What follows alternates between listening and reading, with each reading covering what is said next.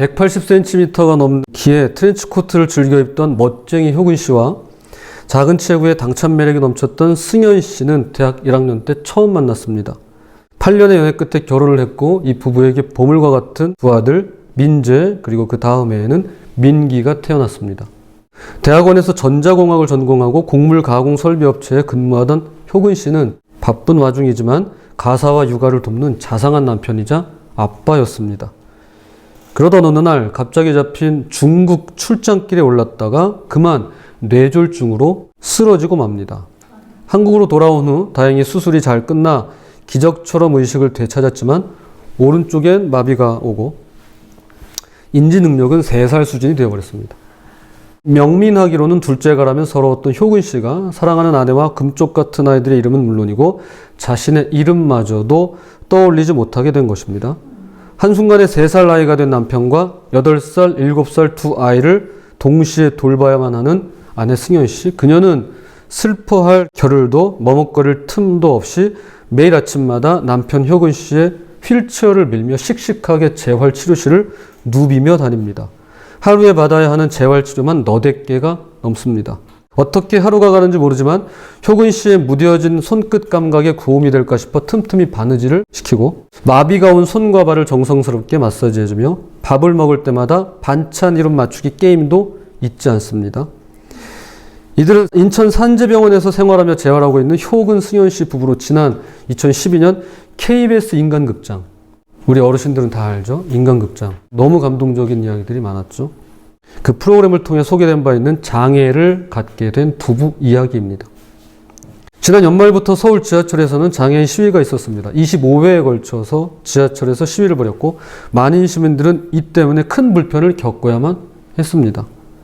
그래서 어느 당의 모 대표는 시민을 볼모로 비문명적인 시위를 한다며 강하게 비판하기도 했고 반대로 시각장애를 가진 한 국회의원은 시위를 하고 있는 지하철 현장을 직접 찾아가서 같은 장애인으로서 비장애를 가진 국민분들께 불편을 드려 죄송하고 장애를 가진 분들께는 장애인 이동권에 대한 약속을 이행하지 못했다며 죄송하다고 사죄의 무릎을 꿇었더랬습니다. 이후 대통령 인수위원들을 만나면서 원만하게 합의를 보고 시위는 중단이 되는 듯 했는데 며칠 전 또다시 지하철 시위는 재개되었습니다. 이번엔 아예 휠체어에서 내려서 두 손 또는 한 손으로 지하철 복도를 기어가며 시위를 했습니다. 그 자리에 있던 시민 한 사람이 큰 소리로 이렇게 외쳤습니다.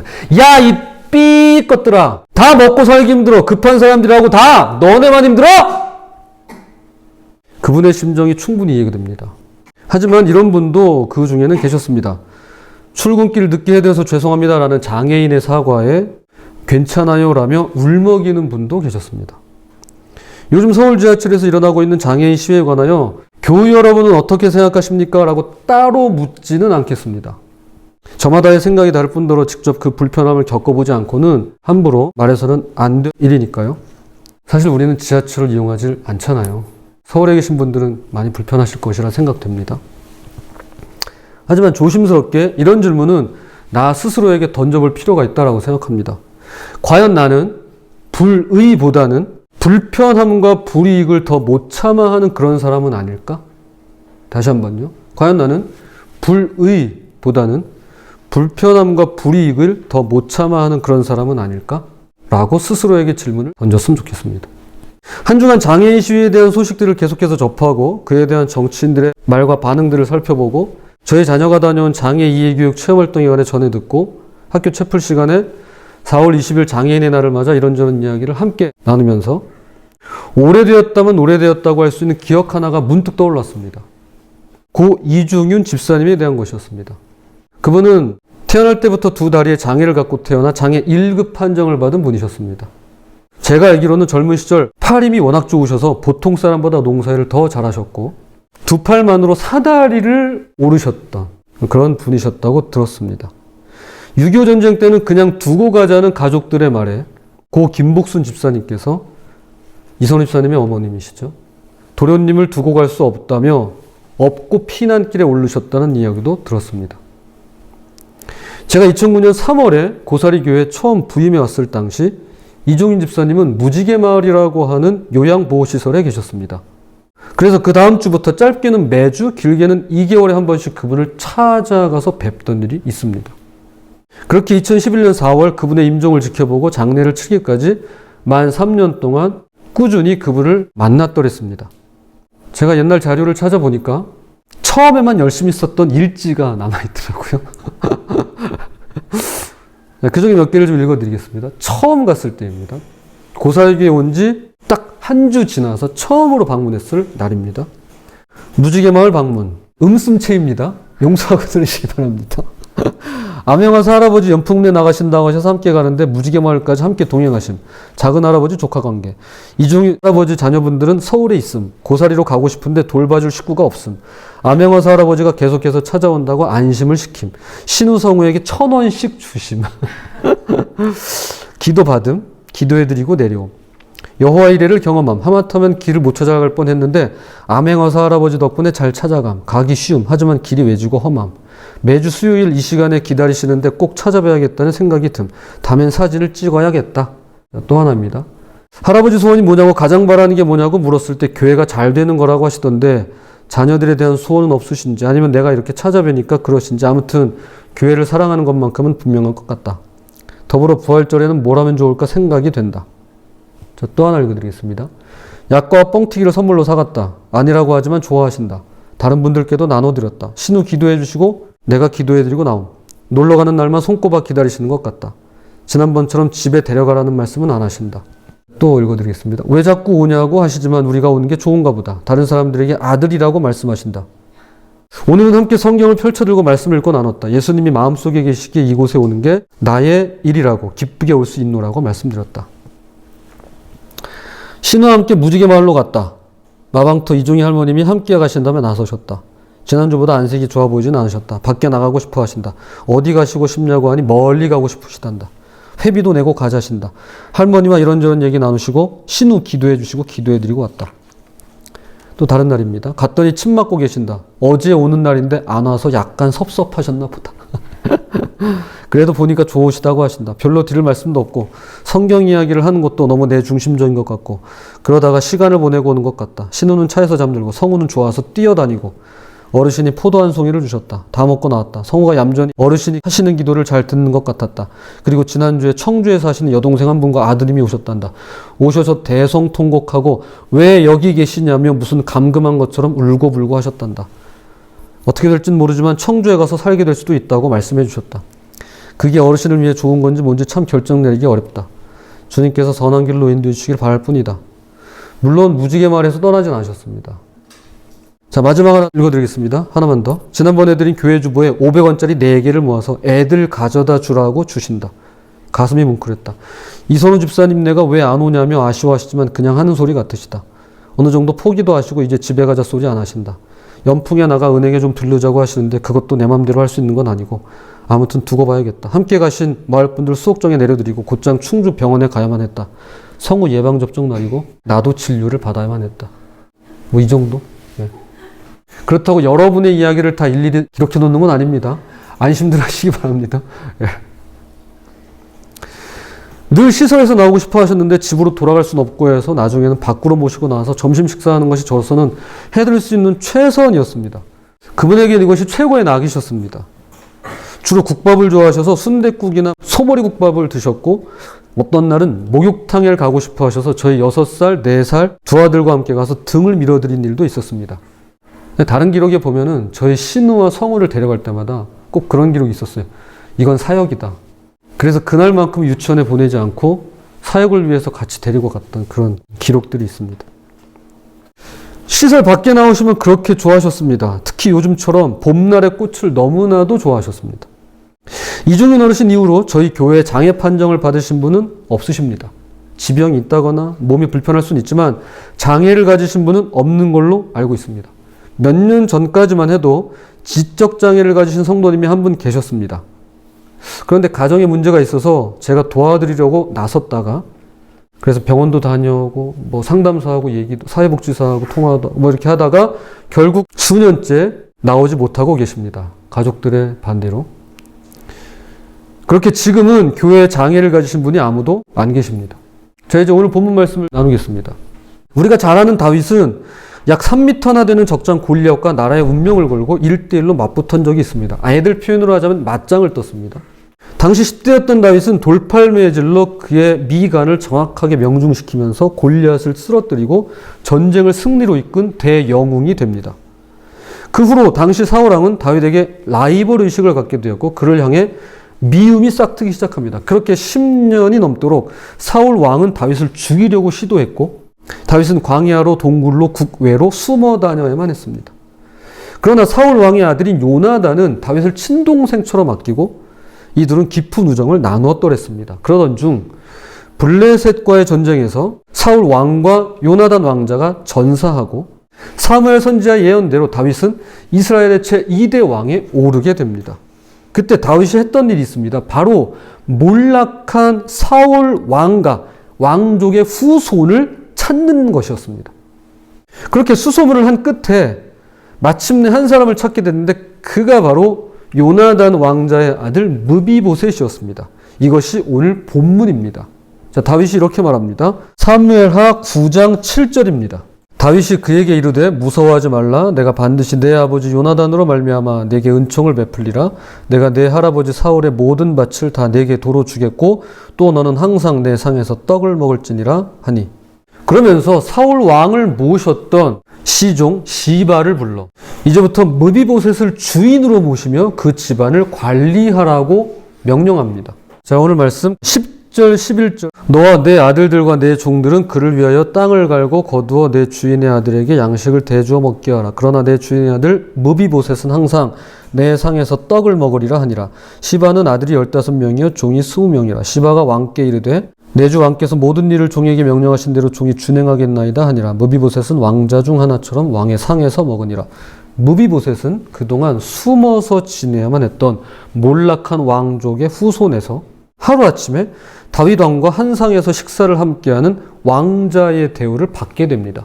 그는 이 모든 게 믿어지지 않습니다. 꿈만 같습니다. 그저 어리둥절할 뿐입니다. 그래서 무비보셋이 왕에게 이렇게 말합니다. 자, 8절입니다. 그가 절하여 이르되 이 종이 무엇이기에 왕께서 죽은 개 같은 나를 돌아보시나이까 하니라. 무비보셋은 자기 자신을 그냥 개도 아니고 죽은 개라고 말합니다. 죽은 개 같은 나라고 이렇게 이야기합니다. 이유가 있습니다. 이미 몰락하긴 했어도 그는 왕의 후손이었습니다. 그렇기에 언제라도 반역을 일으키는 불씨가 될 수 있었습니다. 그래서 더더욱 죽은 듯이 숨어 지내야만 했습니다. 사람들에게 자신을 알리거나 드러낼 수 없었던 것입니다. 그야말로 죽은 개처럼 지내야만 했던 것입니다. 그리고 또 하나의 이유가 있습니다. 자신을 죽은 개 같다고 이야기한 이유가 있습니다. 그것은 바로 무비보셋이 장애인이었습니다. 요즘 말로 지체장애인이었습니다. 9장 3절입니다. 왕이 이르되 사울의 집에 아직도 남은 사람이 없느냐? 내가 그 사람에게 하나님의 은총을 베풀고자 하노라 하니 시바가 왕께 아뢰되 요나단의 아들 하나가 있는데 다리 저는 자니이다 하니라. 무비보셋이 5살 때입니다. 궁궐에서 도망을 치던 중에 유모가 그를 안고 뛰어가다가 넘어졌는데 그때 무비보셋이 2다리를 크게 다칩니다. 그래서 그때부터 다리를 못 쓰는 장애를 갖게 됩니다. 즉 후천적 장애죠. 지금은 많이 나아졌지만 당시만 해도 장애는 죄의 결과라고 생각했습니다. 부모의 죄든 자신의 죄든 장애는 죄의 대가였습니다. 이것은 예수님 시대에도 예화가 아니었습니다. 자, 말씀을 한번 찾아볼게요. 요한복음 9장 2절입니다. 제자들이 물어 이르되 랍비여 이 사람이 맹인으로 난 것이 누구의 죄로 인함이니까 자기니까 그의 부모니까. 제자들이 시각장애를 가지고 태어난 사람을 가리켜 이렇게 묻습니다.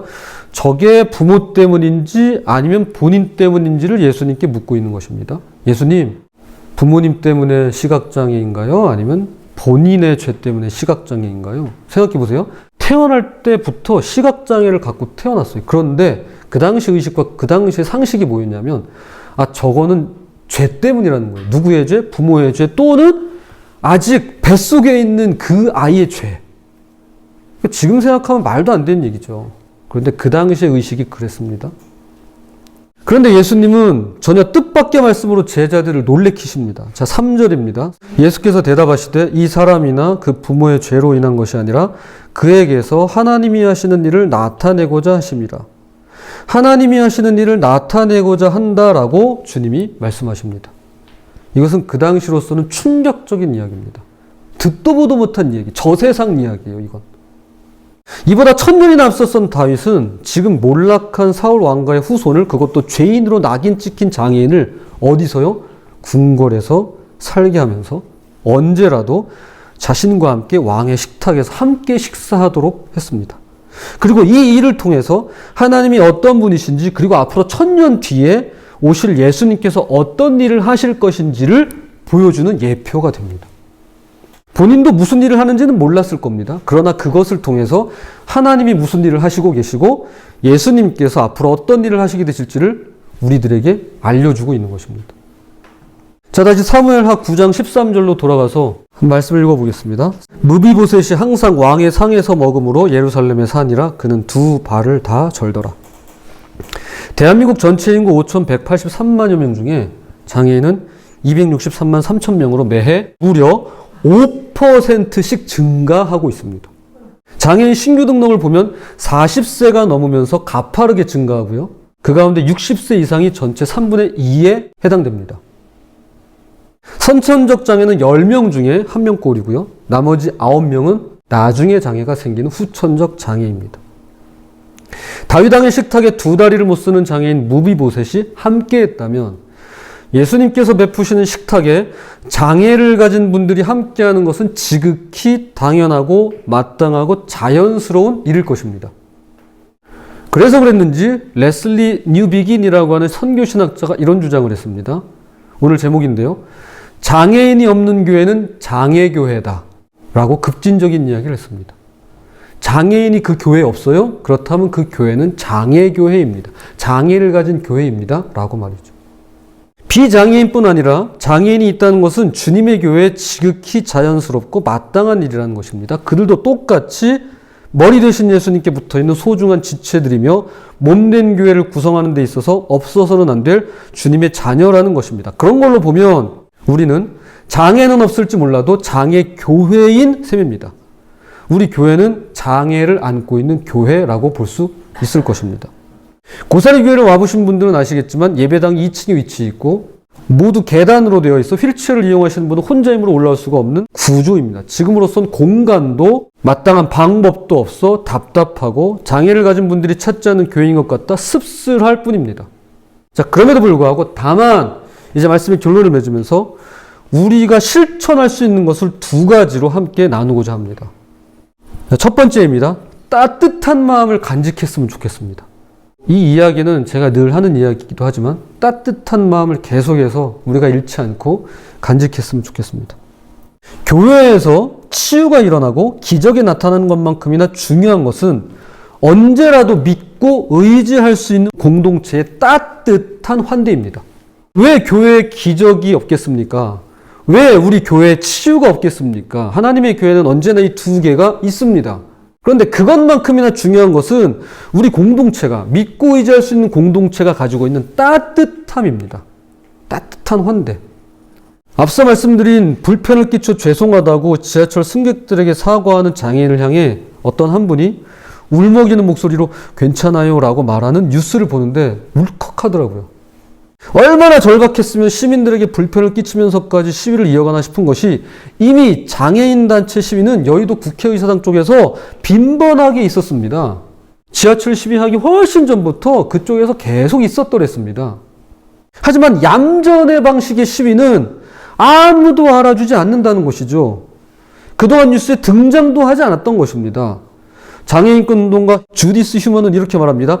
이런 방식이 아니라면 주목받지 못하는 것이 문제죠. 사람들이 불편하다는 걸 잘 알지만 장애인 수백만 명은 매일이 불편합니다.